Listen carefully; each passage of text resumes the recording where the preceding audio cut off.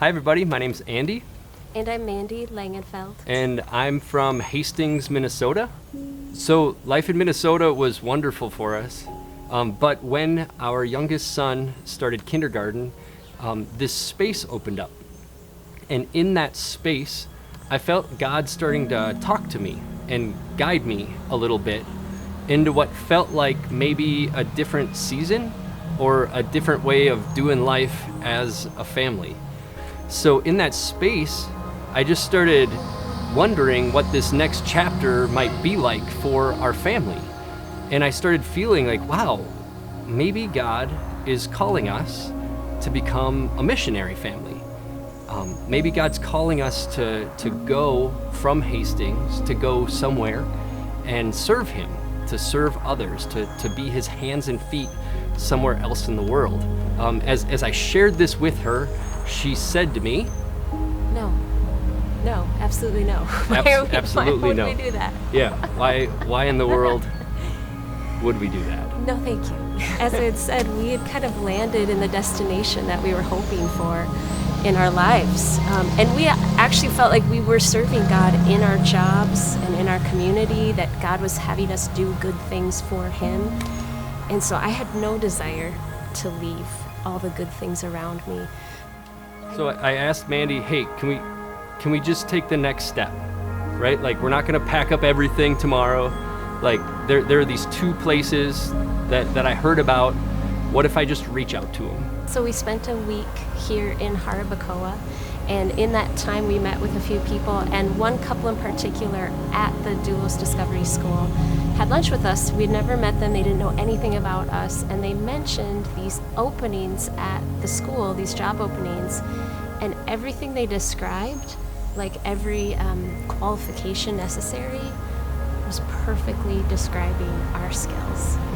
Prior to that, this just felt like a little family trip. Like, our boys were with us, we were checking things out. We both honestly didn't feel a strong pull, but in that meeting, it was like a light bulb went on, and we just saw everything clearly. Like, God has a specific job for Andy, specific places for the kids in the school, and it was just really, really clear.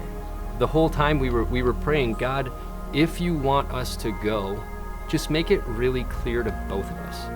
After we took that leap of faith and we said yes, everything fell into place in ways that I feel are miraculous. Yeah. So we picked up our lives in Hastings and we moved them here to the Dominican Republic.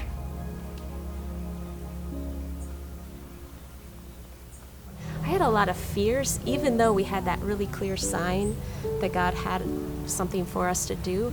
It still was scary and intimidating, and I didn't even approach God with like prayers of requests. I just shared with Him my fears, and really they were requests, and He heard that and answered every prayer before we even knew that we needed things sometimes. For us, that was a huge affirmation, just an affirmation like, I've got you. God telling us, like, yes, He made this big, hard decision that was scary, but I'm with you. I want you to do this. I will bless it. Yeah, God also brought together a beautiful team of supporters from Crossroads Hastings, from people both of us have known since we were little kids. Brought them together as well to pray and encourage and help, and it was so powerful to see God following up His calling with action, to see God jump into action to prepare our path to launch to the Dominican Republic. Yeah. When we landed here, that was a time where for me it started to get a lot more challenging. It's hard living in a foreign country. It's something that you know, something that you hear about, something they tell you, oh, it's going to be hard there, culture shock and all of that stuff. But to actually experience it, to experience the noise, to experience the culture, it's just a struggle that I had never been through before. There were a lot of times where I said, man, if I was just back in Minnesota, I know exactly who I'd call. I'd call my cousin, I'd call my uncle, I'd have my neighbor help. But down here, we were really just starting from scratch on that whole support system, and it was hard. Yeah, it's kind of a daily practice of failure, especially with language, because we needed to start from scratch and learn Spanish in order to function here. And so every day you fail, and then you get up and you do it again. But every day you're learning. Right. We now have a home church here and a small group here, and there's some different service opportunities that we do here Outside of our full-time the work that we do work with the school. at the school. So it's been so wonderful and really hard to transition from this like knowledge of God to this like deep experience of our living God. And he has met us in a foreign land. Yeah. The other thing too that's been really wonderful, for me at least, is just seeing that God is the God of our two sons as well. Of course we love our children, but part of saying yes was also again placing the safety, Yes. placing the futures of our two boys in the hands of God.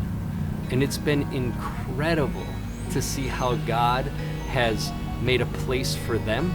It's been so cool to see how the Holy Spirit is working through our boys with their friends, at school, just their place that God has called them to here.